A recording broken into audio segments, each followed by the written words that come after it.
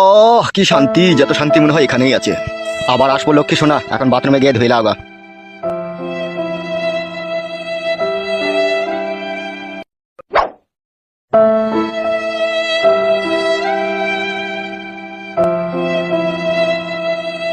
মামা এক মনে মতো নিয়ে এনো না মা, মামা এক মনে মতো নিয়ে এনো না মা। চলে আসবে এখনই বাপ, শোনা আমার এখনই চলে আসবে। আজকেকার মতো হলো, আবার পরে আসবো। নে পরে আসবি না মায়া, গা ভেঙে দেবো।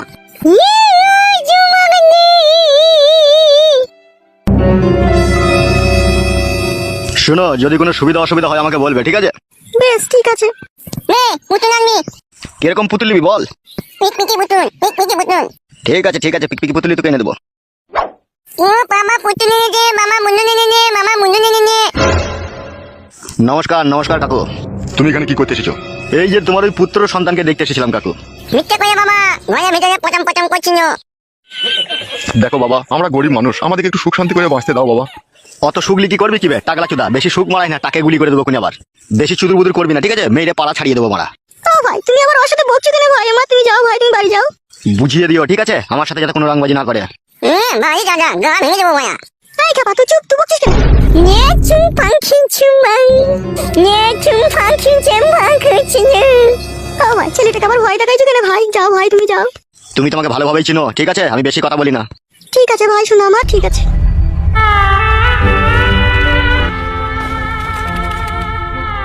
আমরা যেরকম গরিব মানুষ, আমাদের কথা পুলিশ প্রশাসন পার্টি কেউ শোনে না, আমাদের কথা ভগবান শুনবে। তুই ক্ষুধার জ্বলনে পড়বি।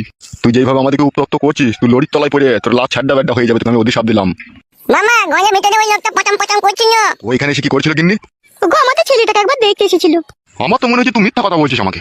না গো, মিথ্যা কেন বলবো তোমাকে আমি? যা সত্যি তাই বললাম, ওকেই দেখতে এসেছিল। পুতুলটা দাও বাবা, পুতুলটা দাও। এই নে ধর।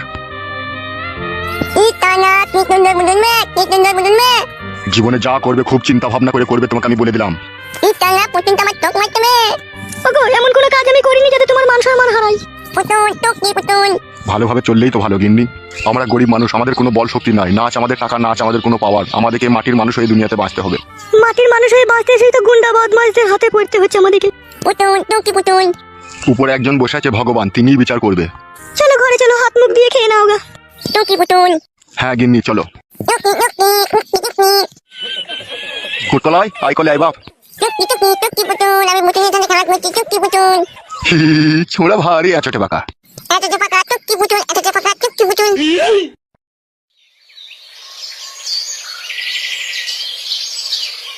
চুয়াডাঙ্গা গ্রামের এক 70 বছরকার যুবক জীবন দিয়ে তার ভালোবাসার প্রমাণ দিয়ে গেল।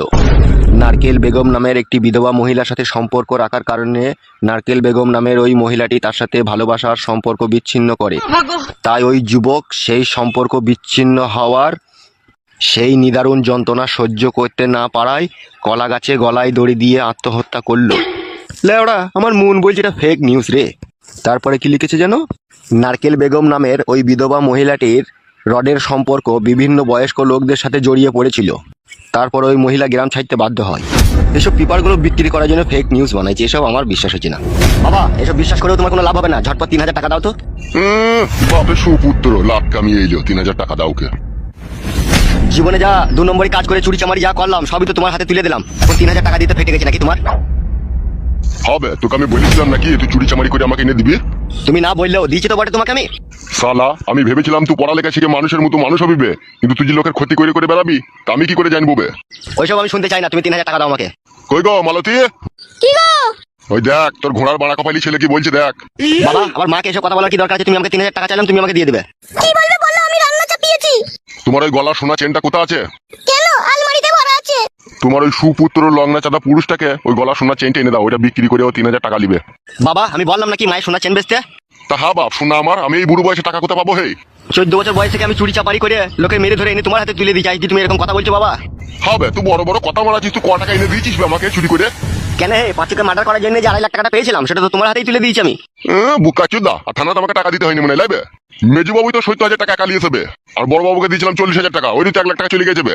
আবার পার্টির যারা ছাতা মাথা ছিল তারা দেখি তো খুচকাজ করে ওইদিকেও তো প্রায় 87,000 টাকা চলে গেছে আমার। আর ওই টাকাগুলো না খরচা করলে জেলে বহুত তুলবে, সেই হিসাবটা দেখেছিস? যে সমস্ত টাকা শেষ হয়ে গেল। শেষ হবে কেন? তোর মাকে আবার একটা সোনা চেন মানিয়ে দিইনি আমি? হ্যাঁ রে বাপ, তোর ওই 5 মার্ডারের টাকায় আমি একটা সোনা চেন নিয়ে এসেছি। আবার আমাকে মার্ডার করতে হবে